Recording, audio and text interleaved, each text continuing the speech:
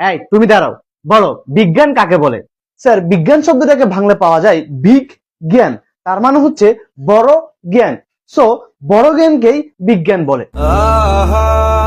না, তোমাকে দিয়ে হবে না। এই তুমি দাঁড়াও, বলো পৃথিবী আর চাঁদের মধ্যবর্তী দূরত্ব কত? Sir, 4 bench. 4 বেঞ্চ মানে? স্যার, 4 বেঞ্চ আগে আপনার মেয়ে বসে আছে।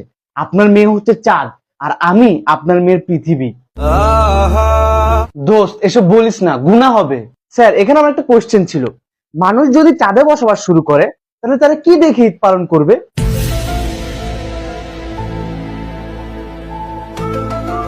দোস্ত, ঈদ একটা পবিত্র জিনিস, এসব বলিস না, গুনাহ হবে। স্যার, এখানে আমারও একটা কোশ্চেন আছে, পৃথিবীতে থাকা মানুষরা চাঁদকে দেখিয়ে বলে ওই যে দেখো চাঁদ মামা, তার মানে পৃথিবী হচ্ছে চাঁদের বোন আর চাঁদ হচ্ছে পৃথিবীর ভাই, এ কারণেই তো তাকে মামা ডাকা হয়। তাহলে চাঁদে যদি মানুষ থাকে তাহলে মানুষরা পৃথিবীকে দেখে কি বলবে?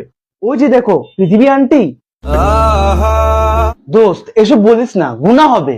তো একটু আগে তুই বলছিলি স্যারের মেয়ে চাঁদ আর তুই পৃথিবী, তাহলে কি তোরা ভাই বোন?